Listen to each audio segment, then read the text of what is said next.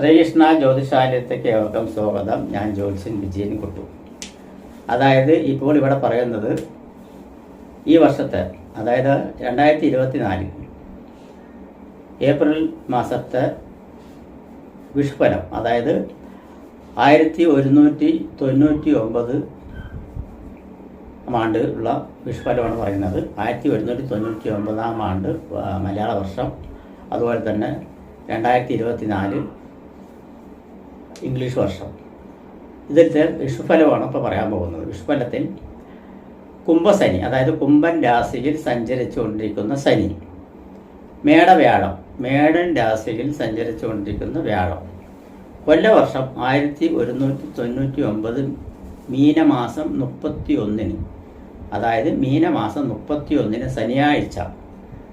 ശനിയാഴ്ച ഉദയാൽ, അതായത് ഉദയത്തിന് ശേഷം 36 നാഴികയും 6 വിനാഴിയും, 36 നാഴികയും 6 വിനാഴിയും, ഉദയത്തിന് ശേഷം 36 നാഴികയും 6 വിനാഴിയും ചെന്നതിന് ശേഷമാണ് മീനത്തിൽ നിന്നും, അതായത് മീനമാസമാണ്, മീനരാശിയിൽ നിന്നും സൂര്യൻ മേടൻ രാശിയിലേക്ക് അതായത് സൂര്യൻ പറഞ്ഞ രവി സംക്രമിക്കുന്നത്. അപ്പം മേഷ വിഷു സംക്രമം എന്ന് പറയും. മേടരാശിയിൽ സൂര്യൻ പ്രവേശിക്കുന്ന സമയത്തിനെ അടിസ്ഥാനപരമാക്കിയിട്ടാണ് വിഷുഫലം പറയുന്നത്. അപ്പോൾ മേടൻ രാശിയിലേക്ക് മീനൻ രാശിയിൽ നിന്നും മേടൻ രാശിയിലേക്ക് മാറുന്നത്, അതായത് സൂര്യൻ മാറുന്നത് മീനമാസം 31-ാം തീയതി 36 നാഴിക, ഉദയത്തിന് ശേഷം 36 നാഴികയും 6 വിനാഴിയും, അതായത് ശനിയാഴ്ച. അതായത് സമയം നമുക്ക് IST സമയം പറയുകയാണെങ്കിൽ രാത്രി 8:22 രാത്രി 8:22 വരുന്നത്. അപ്പോൾ ആ സമയത്ത് മകീര നക്ഷത്രമാണ് വരുന്നത്. മകീര നക്ഷത്രത്തിലാണ് ചന്ദ്രൻ സഞ്ചരിച്ചുകൊണ്ടിരിക്കുന്നത്. മകീര നക്ഷത്രത്തിലാണ്. ശുക്ലപക്ഷ ഷഷ്ടി പറഞ്ഞ വെളുത്ത പക്ഷം, അതായത് കറുത്ത ബാബിന് ശേഷമുള്ള ഷഷ്ടി, 6ാമത്തെ ദിവസം ഷഷ്ടി തിഥിയും പന്നികരണവും, കരണം വന്നിട്ട് പന്നികരണമാണ്. ശോഭനനാമ നിത്യയോഗവും നല്ലതാണ്. പന്നികരണവും ശോഭനനാമ നിത്യയോഗവും കൂടിയ മിഥുനക്കൂറ്റിൽ, അതായത് മിഥുനൻ രാശിയിലാണ് ചന്ദ്രൻ സഞ്ചരിച്ചുകൊണ്ടിരിക്കുന്നത്. അപ്പോൾ മിഥുനക്കൂറ്റിൽ തുലാ ലഗ്ന സമുച്ചയത്തിൽ, അതായത് ആ സമയത്ത് ഉദിച്ചു വരുന്ന ലഗ്നം എന്ന് പറയുന്നത് തുലാ ലഗ്നമാണ്. അപ്പോൾ തുലാ ലഗ്ന സമുച്ചയത്തിൽ അഗ്നി ഭൂതോദയം കൊണ്ട്, ഭൂതോദയം പറഞ്ഞാൽ ആ സമയത്തുള്ള ഭൂതം ഏതാണ് ചോദിച്ചു പറഞ്ഞാൽ അഗ്നിയാണ്. അഗ്നി ഭൂതോദയത്തിൽ മേഷ വിഷു സംക്രമം, അതായത് വിഷു സംക്രമം വരുന്നത് ഈ സമയത്താണ് എന്നുള്ളതാണ് പറയുന്നത്. ആ സമയത്ത് തുലാ ലഗ്നമാണ് ഉദിച്ചു വരുന്ന ലഗ്നം എന്ന് പറയുന്നത്. ആ തുലാ ലഗ്നപ്രകാരം തന്നെ ഗ്രഹസ്ഥിതി ഒന്ന് ചിന്തിച്ചു കഴിഞ്ഞാൽ തുലാ ലഗ്നത്തിൻ്റെ 3-ാം ഭാവത്തിൽ ഗുളികനാണ് നിൽക്കുന്നത്. 3-ാം ഭാവത്തിൽ വ്യാഴക്ഷേത്രത്തിൽ ഗുളികനാണ് നിൽക്കുന്നത്. 5-ാം ഭാവത്തിൽ ചൊവ്വയും ശനിയും കൂടി നിൽക്കുന്നുണ്ട്. 5-ാം ഭാവത്തിൽ, അതായത് കുംഭൻ രാശിയിൽ ശനിയും ചൊവ്വയും കൂടി നിൽക്കുന്നുണ്ട്. 6-ാം ഭാവത്തിൽ നിൽക്കുന്നത് സൂര്യനും ബുധനും ശുക്രനും രാഹുവുമാണ് നിൽക്കുന്നത്, അതായത് മീനൻ രാശിയിൽ. മേടൻ രാശിയിൽ 7-ാം ഭാവത്തിൽ നിൽക്കുന്നത് വ്യാഴമാണ്. 9-ാം ഭാവത്തിൽ മിഥുനൻ രാശിയിൽ നിൽക്കുന്നത് ചന്ദ്രനും.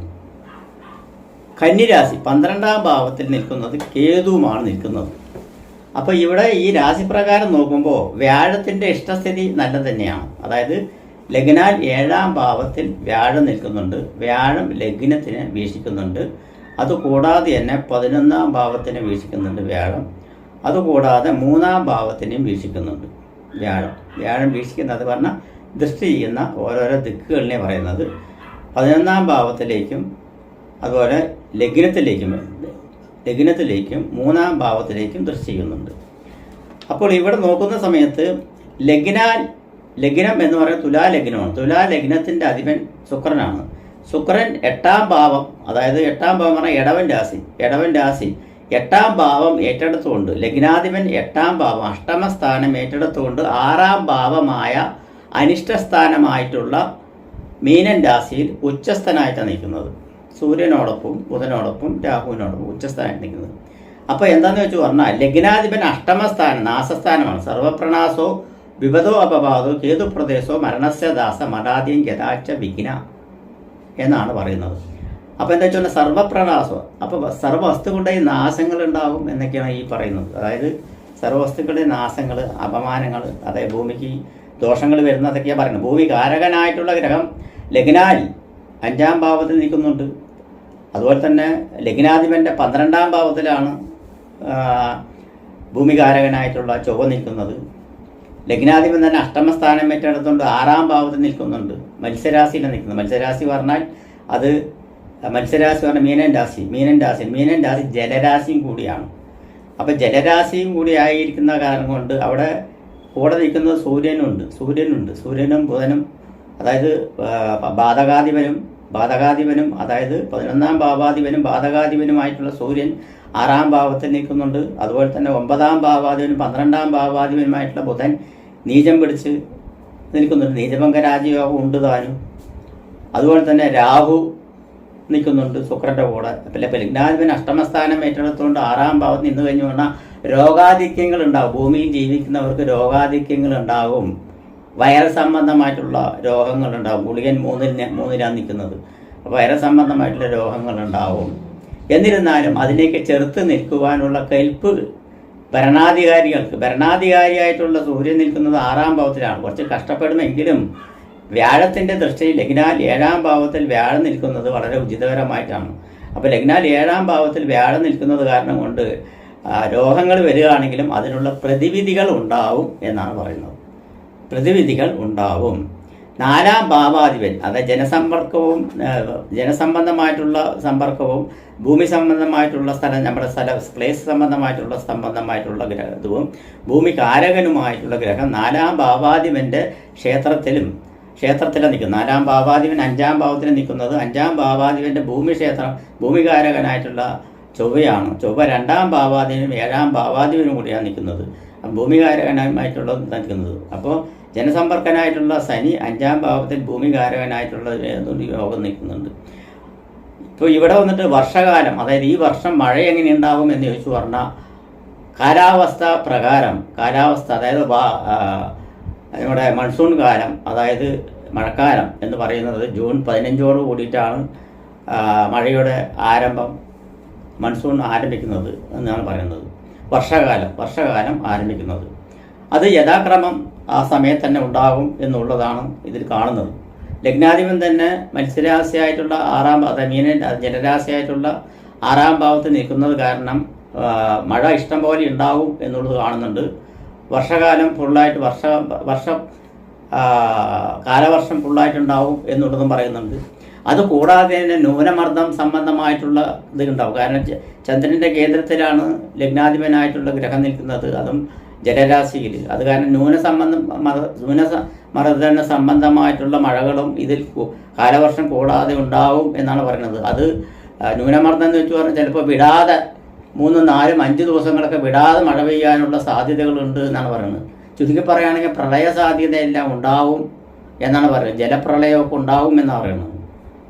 മേടൻ രാശിയിൽ വ്യാഴം നിൽക്കുന്നത് കാരണം കൊണ്ടും ജലരാശിയിൽ ലഗ്നാധിപൻ അഷ്ടമസ്ഥാനം ഏറ്റെടുത്ത് നിൽക്കുന്ന കാരണം കൊണ്ടും പ്രളയത്താൽ വന്നിട്ട് ബുദ്ധിമുട്ടുകൾ ഉണ്ടാകും. പക്ഷേ അതിനുള്ള പരിഹാരങ്ങളൊക്കെ പെട്ടെന്ന് തന്നെ ചെയ്യാനുള്ള മുൻകൂട്ടലുകൾ എല്ലാം ഉണ്ടാവും. കാരണം വ്യാഴത്തിൻ്റെ ദൃഷ്ടി ലഗ്നത്തിലേക്ക് വരുന്നുണ്ട്. അത് കാരണം കൊണ്ട് അങ്ങനെയെല്ലാം ഉണ്ടാവും എന്നുള്ളത് പറയുന്നത്. അപ്പോൾ അങ്ങനെയൊക്കെ ആണെങ്കിലും രോഗാധിക്യ സംബന്ധമായിട്ടുള്ള ഇത് വന്നിട്ടുണ്ട്. ഗവൺമെൻറ് സംബന്ധമായിട്ടുള്ള ലെവലിൽ നോക്കുന്ന സമയത്ത് ഗവൺമെൻറ് കാരകനായിട്ടുള്ള ഗ്രഹം 6ാം ഭാവത്തിലാണ്. അപ്പോൾ ഗവൺമെൻറ്റിന് ഭയങ്കര ബുദ്ധിമുട്ടുകളും കാര്യങ്ങളൊക്കെ ഉണ്ടാകും. ചെറുത്ത് നിൽക്കാൻ ബുദ്ധിമുട്ടുകൾ ഉണ്ടാവും. അതുപോലെ തന്നെ ധനസംബന്ധമായിട്ടുള്ള പ്രശ്നങ്ങളുണ്ടാവും. ഫൈനാൻസ് സംബന്ധമായിട്ടുള്ള പ്രശ്നങ്ങളുണ്ടാവും. ഭരണാധികാരികൾക്ക് ഭയങ്കര ബുദ്ധിമുട്ടുകളുണ്ടാവും എന്നൊക്കെയാണ് ഈ വിഷുഫലത്തിൽ പറയുന്നത്. എന്നിരുന്നാലും അതിനെല്ലാം തരണം ചെയ്ത് കൊണ്ടുപോകാനുള്ള കഴിവ് ഉണ്ടാകും എന്നുള്ളതും വ്യാഴൻ 7ാം ഭാവത്തിൽ വ്യാഴൻ ഇഷ്ടസ്ഥാനത്തിൽ വന്ന് നിൽക്കുന്നത് വളരെ ഭാഗ്യമായിട്ടാണ് കാണുന്നത്. അത് കാരണം കൊണ്ട് തന്നെ എന്തുതന്നെ വന്നാലും അതിനുള്ള പ്രതിവിധികൾ ഉണ്ടാവും എന്നാണ് പറയുന്നത്. അപ്പോൾ ഇങ്ങനെയാണ് വിഷുപ്പനം വരുന്നത്. അപ്പോൾ വിഷുഫലത്തിൽ നമുക്ക് ഓരോ നക്ഷത്രക്കാർക്കുള്ള ഫലം എങ്ങനെയുണ്ട് എന്ന് നോക്കാം. മൂല നക്ഷത്രക്കാർക്ക് വിഷുഫലത്തിൽ നോക്കുന്ന സമയത്ത് വളരെ ഗുണകരമായിട്ടുള്ള ഒരു ഫലമാണ് വന്നിരിക്കുന്നത്. അതായത് മൂല നക്ഷത്രം എന്ന് തന്നെ പറയുന്ന സമയത്ത് വിഷുഫലത്തിൽ ചന്ദ്രൻ്റെ അതായത് ഏഴാം ഭാവത്തിലുള്ള രാശിയാണ് മൂല നക്ഷത്രം. ചന്ദ്രൻ അതായത് മകീര നക്ഷത്രം മിഥുന രാശിയിലാണ് വിഷുഫലം വന്നിരിക്കുന്നത്. അപ്പോൾ ചന്ദ്രൻ്റെ സപ്തമ രാശിയാണ് പറയുക, ഏഴാമത്തെ രാശിയിലാണ് മൂല നക്ഷത്രം വന്നിരിക്കുന്നത് ധനുരാശിക്കാർക്ക്. അപ്പോൾ അവർക്ക് വളരെ ഗുണകരമായിട്ടുള്ള ഒരു അനുഭവം തന്നെയാണ് വിഷുഫലത്തിൽ വന്നിരിക്കുന്നത്. വിഷുഫലത്തിൽ എങ്ങനെയുള്ള അനുഭവങ്ങളിലേക്ക് എന്ന് വെച്ചാൽ മനസമാധാനം പൊതുവെ കിട്ടുന്ന ഒരു മനസമാധാനം കിട്ടുമെന്ന് വെച്ചാൽ അത് വളരെ ഒരു സുഖമുള്ളൊരു കാര്യം തന്നെ. കാരണം മനസമാധാനം ഇല്ലെങ്കിൽ പിന്നെ എന്ത് ചെയ്തിട്ടും കാര്യമില്ല എന്നുള്ളതാണ് പറയുന്നത്. അപ്പോൾ മനസമാധാനം നമുക്ക് മനസമാധാനം വരണമെങ്കിൽ എന്തൊക്കെ വേണം? ധനം വേണം, തൊഴിൽ വേണം, തൊഴിൽ നല്ല രീതിയിൽ പോകണം, തൊഴിലവസരങ്ങൾ വന്ന് സൃഷ്ടിക്കണം, ഉദ്ദിഷ്ട കാര്യങ്ങൾ നടക്കണം. അങ്ങനെയുള്ള കാര്യങ്ങളെല്ലാം ഉണ്ടെങ്കിലേ മനസമാധാനം വരുള്ളൂ. അത് മാത്രം പോരാ, ഗൃഹത്തിൽ വെച്ച് പറഞ്ഞാൽ ഭവനത്തിൽ നമ്മൾ താമസിക്കുന്ന വീട്ടിൽ ഐശ്വര്യവും അഭിവൃദ്ധിയും ഐക്യതയും, ഭാര്യ ഭർത്താക്കന്മാർ തമ്മിലുള്ള ഐക്യതയും സന്താനങ്ങളുടെ തൃപ്തിയും, അതൃപ്തിയല്ല തൃപ്തിയും, സന്താനങ്ങൾ നല്ല ലെവലിലാണോ പോയിക്കൊണ്ടിരിക്കുന്നത്, നല്ല വിദ്യാഭ്യാസത്തിലാണോ പോയിക്കൊണ്ടിരിക്കുന്നത്, അല്ലെങ്കിൽ കോളേജിൽ പഠിക്കുന്ന വിദ്യാർത്ഥികളാണെങ്കിൽ അവർ നല്ല വഴിക്കാണോ പോയിക്കൊണ്ടിരിക്കുന്നത്, അങ്ങനെയുള്ള മനസമാധാനം കൊടുക്കുന്ന, മനസമാധാനം തരുന്ന രീതിയിലുള്ള ഒരു ഇതുണ്ടെങ്കിൽ മനസ്സിന് സമാധാനം കിട്ടുകയുള്ളൂ എന്നാണ് പറയുന്നത്. അപ്പോൾ സന്താനങ്ങളുടെ ഐശ്വര്യത്തിലും കുടുംബ ഐശ്വര്യത്തിലും ഐക്യത ഉണ്ടാവും. പിന്നെ എന്തു തന്നെ ആയാലും ഭാര്യ ഭർത്താക്കന്മാർ തമ്മിൽ ഐക്യത കുറവ് എന്ന് പറയുകയാണെങ്കിൽ ഐക്യത കുറവില്ലാത്ത ഒരു ഭാര്യ ഭർത്താക്കന്മാരുണ്ടാവില്ല. അതായത് മാസത്തിൽ 30 ദിവസവും വളരെ സന്തോഷപരമായിട്ട് ഭാര്യ ഭർത്താക്കന്മാർ ഒരുമിച്ച് കഴിയണം എന്നൊന്നുമില്ല. അപ്പോൾ അങ്ങനെയുള്ള എന്തെങ്കിലും എന്ന് നോക്കുമ്പോൾ നമുക്ക് ഏകദേശം 70% ഐക്യത ഉണ്ടാവും എന്നാണ് പറയുന്നത്. പിന്നെ ഈ മൂലം സർക്കാർക്ക് ഭൂമി ലാഭത്തിന് വളരെ സാധ്യതയുണ്ട്. ഭൂമി വാങ്ങിക്കാനുള്ളത്, ഒന്നിലധികം ഭൂമി വാങ്ങിക്കാനുള്ള അവസരങ്ങളുണ്ടാവുക. ഭൂമി വാങ്ങിച്ചിട്ട് അത് വിൽക്കാൻ പറ്റാത്ത വിഷമിക്കുന്നവർക്ക് എല്ലാം ഭൂമി വിൽക്കാനുള്ള സാധ്യതകൾ ഉണ്ടാവുക. ഒരു കാര്യം പറയട്ടെ, ഭൂമി വിൽക്കാൻ താല്പര്യമുള്ളവർ എൻ്റെ ഫോൺ നമ്പർ അതിൽ കൊടുത്തിട്ടുണ്ട്. ഭൂമി വിൽക്കാൻ താല്പര്യമുള്ളവർ വളരെ കാലമായി തന്നെ വിൽക്കാതെ ഇരിക്കുകയാണെങ്കിൽ എന്നെ വിളിച്ചതെന്ന് പറഞ്ഞാൽ മതി, അതിനുള്ള സംവിധാനങ്ങൾ ചെയ്തുതരാം. അപ്പോൾ ഭൂമി വാങ്ങിക്കാനും ഭൂമി വിൽക്കാനുമുള്ള കാര്യങ്ങളെല്ലാം നടക്കുവാനുള്ള സാധ്യതയുണ്ട്. ഭൂമി വാങ്ങിച്ച് അതിൽ ഭവനം വയ്ക്കാനുള്ള സാധ്യതയുണ്ട്. ഭവന നിർമ്മാണം, അതായത് ഞങ്ങളുടെ മനസ്സിനിണങ്ങിയ ഒരു ഭവന നിർമ്മാണം ചെയ്ത് അതിൽ കയറി താമസിക്കുക എന്നുള്ളത് ആണ് പറയുന്നത്. അങ്ങനെയുള്ള ഇതുണ്ട് എന്നുള്ളതാണ് പറയുന്നത്. അപ്പോൾ അതിനുള്ള അവസരങ്ങളുണ്ടാവും. പിന്നെ വിദേശത്തേക്ക് പോയി ജോലി നോക്കുക എന്നുള്ളത് കാര്യം ഇപ്പോഴത്തെ ഒരു ട്രെൻഡായിട്ട് മാറിയിരിക്കുന്നു. കാരണം ഇവിടെ ഇരുന്നിട്ടൊന്നും കാര്യമില്ല, ദൂരദേശത്ത് പോയാലേ അല്ല ഗുണാനുഭവങ്ങൾ ഉണ്ടാവുകയുള്ളൂ എന്നിങ്ങനെ ചിന്തിക്കുന്ന ഓരോ വ്യക്തികൾക്കും അല്ലെങ്കിൽ യുവജനങ്ങൾ പറയുമ്പോൾ ഏകദേശം 25 വയസ്സിന് മേലെയുള്ള 35 വയസ്സിന് ഇടയിലുള്ള പ്രായത്തിലുള്ളവർക്കെല്ലാം വിദേശ പഠനത്തോടൊപ്പം തന്നെ വിദേശത്തേക്ക് പോവുക എന്നുള്ളതും, അതുപോലെ തന്നെ വിദേശത്ത് പോയി മാത്രം പോരാ, വിദേശത്ത് പോയി ജോലി കിട്ടണം, അത് നല്ല ജോലിയായിരിക്കണം എന്നുള്ളതൊക്കെ ഉണ്ട്. പിന്നെ ഇതിൽ കഠിനപരമായിട്ടുള്ള ജോലിയാണെങ്കിലും കുഴപ്പമില്ല, ഏറ്റെടുത്ത് നടത്താം എന്നുള്ള തീരുമാനം ഉണ്ടാവും. അതുപോലെ നഴ്സിംഗ് വിഭാഗത്തിൽപ്പെട്ടിരിക്കുന്നവർക്ക്, അതായത് BSc നഴ്സിംഗ്, സാധാരണ നഴ്സിംഗ് ആണെങ്കിലും അവർക്കെല്ലാം വിദേശത്തേക്ക് ജോലിക്ക് പോയി അവിടെ സംതൃപ്തിയോടുകൂടി നല്ല വരുമാനത്തിൽ ജീവിക്കാനുള്ള മാർഗങ്ങളെല്ലാം തേടി വരും എന്നാണ് പറയുന്നത്. ഗവൺമെൻറ് സംബന്ധമായിട്ടുള്ള ഇടപാടുകൾ നടത്തുന്നവർക്കും ഇടപാടുകളിൽ നിൽക്കുന്നവർക്കും പേപ്പർ വർക്കുകൾ നടത്തുന്നവർക്കും പേപ്പർ വർക്കുകൾ ശരിയാകാതിരിക്കുന്നവർക്കും ഭൂമിയുടെ പേപ്പർ ആണെങ്കിലോ അല്ലെങ്കിൽ കൺസ്ട്രക്ഷൻ സംബന്ധമായിട്ടുള്ള പേപ്പർ ആണെങ്കിലോ അല്ലെങ്കിൽ ഭൂമി സംബന്ധമായിട്ടുള്ള പട്ടയം അങ്ങനെ പല വിധത്തിലുള്ള പേപ്പർ വർക്കുകളുണ്ടാകും ഗവൺമെൻറ് സംബന്ധമായിട്ടുള്ള. അതെല്ലാം ശരിയാവും. കേസ് വഴക്കുകളെല്ലാം നടന്നുകൊണ്ടിരിക്കുകയാണെങ്കിൽ അല്ലെങ്കിൽ വിജയ സാധ്യത വരുവാനുള്ള സാധ്യത ഉണ്ട്. സിനിമാ മേഖലയിൽ പ്രവർത്തിക്കുന്നവർക്കെല്ലാം ഉജ്ജ്വലമായിട്ടുള്ളൊരു നേട്ടങ്ങൾ വന്നു ചേരുവാനുള്ള സാധ്യതയുണ്ട്. രാഷ്ട്രീയത്തിൽ പ്രവർത്തിക്കുന്നവർക്കും സ്ഥാനമാന പദവികളും പരാജയങ്ങളല്ല വിജയസാധ്യത പോലും വിജയങ്ങൾ കരസ്ഥമാക്കാനുള്ള സാധ്യതകളെല്ലാം ഇവർക്ക് ഉണ്ട് എന്നാണ് പറയുന്നത്. സമാധാനം കൈവരിക്കുവാൻ പറ്റും. ഫാർമസ്യൂട്ടിക്കൽ, അതായത് മെഡിക്കൽ വിവാഹം പറഞ്ഞാൽ ആശുപത്രി, ഹോമിയോ, അലോപ്പതി, അതുപോലെ തന്നെ ആയുർവേദം എന്നീ മേഖലയിൽ പ്രവർത്തിക്കുന്ന ഡോക്ടേഴ്സ് ആൻഡ് നേഴ്സുമാർ അല്ലെങ്കിൽ അതിൻ്റെ ജീവനക്കാർ അതിനോടനുസരിച്ചുള്ളവർക്കെല്ലാം നേട്ടം കൈവരിക്കാനുള്ള സാധ്യത.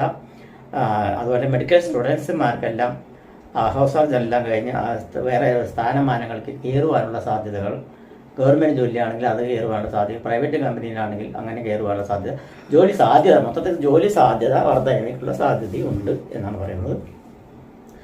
അതുപോലെ ഗവേഷണ മേഖലയിൽ, ഗവേഷണ ശാസ്ത്ര സാങ്കേതിക മേഖല, സയൻസ് സംബന്ധമായിട്ടുള്ള മേഖല, അങ്ങനെ മേഖലയിൽ പുതിയ പഠനങ്ങൾ നടത്തുന്നവർക്കെല്ലാം വിജയ സാധ്യത ഉണ്ടാകാനുള്ള സാധ്യതയുണ്ട്.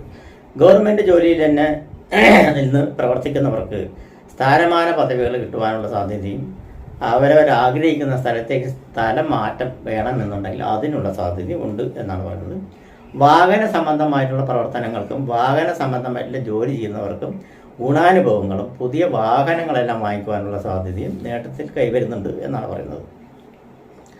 ആഡംബര ഭവനം, ആഡംബര വാഹനം രണ്ടും ഒന്ന് തന്നെയാണ്. ആഡംബര വാഹനവും ആഡംബര ഭവനം. ആഡംബര ഭവനം ഉണ്ടെങ്കിൽ ആഡംബര വാഹനം ഉണ്ടാവും എന്നുള്ള പറയുന്നത്. രണ്ടിന് യോഗം കാണുന്നുണ്ട് എന്നുള്ള പറയുന്നത്. ഇനിയിപ്പോൾ അഥവാ ഭവന നിർമ്മാണം പാതിയിൽ വെച്ച് നിന്നു പോയിട്ടുണ്ടെങ്കിൽ അതെല്ലാം പുനർനിർമ്മാണം ചെയ്യാനുള്ള സാധ്യതയും വന്നു ചേരുവാനുള്ള സാധ്യതയുണ്ട് എന്നാണ് പറയുന്നത്. ഭാഗ്യകടാക്ഷത്താൽ ധനം വന്നു ചേരുവാനും ഭാഗ്യം വന്നു ചേരുവാനുള്ള സാധ്യതയും ദൈവാധീനം വന്നു ചേരുവാനും ഗുരുക്കന്മാരുടെ അനുഗ്രഹങ്ങൾ വന്നു ചേരുവാനുള്ള സാധ്യതയും ഉണ്ടായിട്ടുണ്ട്. സയൻസ്, അതുപോലെ കമ്പ്യൂട്ടർ മേഖല, മൊബൈൽ മേഖല, ലാപ്ടോപ്പ് മേഖല എന്നീ പ്രവർത്തനത്തിൽ ഏർപ്പെട്ടിരിക്കുന്നവർക്കും ബിസിനസ് നടത്തുന്നവർക്കും ഒന്നിലേറെ സ്ഥാപനങ്ങൾ വന്നു ചേരുവാനുള്ള സാധ്യതയും സ്ഥാപനങ്ങൾ വികസിതമായി ഏറ്റെടുക്കാനുള്ള സാധ്യതയും വികസന രൂപത്തിൽ വരുവാനുള്ള സാധ്യതയും എല്ലാം കാണുന്നു. ഗൃഹോപകരണ സ്ഥാപനങ്ങൾ, മറ്റുള്ള ഫർണിച്ചർ സംബന്ധമായിട്ടുള്ള സാധനങ്ങൾ വിൽപ്പനയ്ക്കുള്ളവർക്കും കച്ചവടം ചെയ്യുന്നവർക്കും ബിസിനസ്സുകാർക്കും നേട്ടങ്ങൾ കൈവരിക്കാനുള്ള സാധ്യതയും അതിൻ്റെ മേൽക്കൊണ്ട് പ്രവർത്തനത്തിൽ പ്രവർത്തിക്കുന്ന ജോലിക്കാർക്കും ഗുണാനുഭവങ്ങൾ ഉണ്ടാകാൻ സാധ്യതയും കാണുന്നുണ്ട്. സ്വർണ്ണാഭരണ മേഖലയിൽ നല്ല കുതിപ്പാണ് കാണുന്നത്. നല്ല നേട്ടങ്ങൾ കൈവരിക്കാനുള്ള സാധ്യതയെല്ലാം ഉണ്ട് എന്നാണ് പറയുന്നത്. അതുപോലെ തന്നെ മെക്കാനിക്കൽ സംബന്ധമായിട്ടുള്ള, മെഷീനറി സംബന്ധമായിട്ടുള്ള, ഹൈടെക് സംബന്ധമായിട്ടുള്ള, ടെക്നോളജി സംബന്ധമായിട്ടുള്ള, വാഹന സംബന്ധമായിട്ടുള്ള, പുതിയ വാഹനങ്ങളുടെ ടെക്നോളജി സംബന്ധമായിട്ടുള്ള നേട്ടങ്ങൾ കൈവരിക്കാനുള്ള സാധ്യതയും ഈ മൂലനക്ഷത്രക്കാർക്ക് വിഷുവസാൽ കാണുന്നുണ്ട് എന്നുള്ളത് പറയുന്നത്. മൂലനക്ഷത്രക്കാർക്ക് പൊതുവെ ആയവയായി നോക്കുകയാണെങ്കിൽ കൂടി അതിൽ ഗുണമാണ് കാണുന്നത്. അതായത് വരവ് 5ഉം ചിലവ് 2ഉമാണ്. അപ്പോൾ വരവ് 5ഉം ചിലവ് 2 ആണെങ്കിൽ വരവിന് ചിലവ് കുറവേ ഉള്ളൂ, വരവാണ് കൂടുതൽ. അപ്പോൾ നമ്മൾക്ക് ഏകദേശം ഒരു ദിവസം 1000 റുപ്യ അല്ലെങ്കിൽ 1,00,000 റുപ്യ വരുമാനം ഉണ്ടെങ്കിൽ നമ്മൾക്ക് 1000-ൽ വന്നിട്ട് ഏകദേശം വന്നിട്ട് 40 രൂപ ചിലവാകുള്ളൂ. ബാക്കി 1000-ൽ 60 രൂപ, 40 രൂപ ചിലവായി, 400 രൂപ ചിലവായി 600 രൂപ മിച്ചം വയ്ക്കാനുള്ള സാധ്യതയും ആണ് കാണുന്നത്. അപ്പോൾ 160% മിച്ചം വരുവാനുള്ള സാധ്യത. അപ്പോൾ അതിനനുസരിച്ചുള്ള വരുമാനം വേണമെന്നുള്ള പറയുന്നത്. ഒരു ദിവസം 1000 റുപ്യ ഇല്ലാതെ ഇന്നേക്ക് ജീവിക്കാൻ പറ്റില്ല എന്നുള്ളൊരു സംഭവമാണ് കാണുന്നത്. അപ്പോൾ ചുരുങ്ങിയത് മാസവരുമാനം 25,000-ന് മേലെ, അത് സാധാരണക്കാർക്ക് പറഞ്ഞു 25,000-ന് മേലെ ഉണ്ടെങ്കിൽ ജീവിക്കാൻ പറ്റുകയുള്ളൂ എന്നുള്ളൊരു ഇതിനാണ് പോയിക്കൊണ്ടിരിക്കുന്നത്. അപ്പം അങ്ങനെയുള്ള മേഖലയിലെല്ലാം നോക്കുന്ന സമയത്ത് ഇവർക്ക് വളരെ പശുപരത്തിൽ വളരെ ഗുണകരമായിട്ടുള്ളൊരു ഇതാണ് വരുന്നത്. നമസ്കാരം.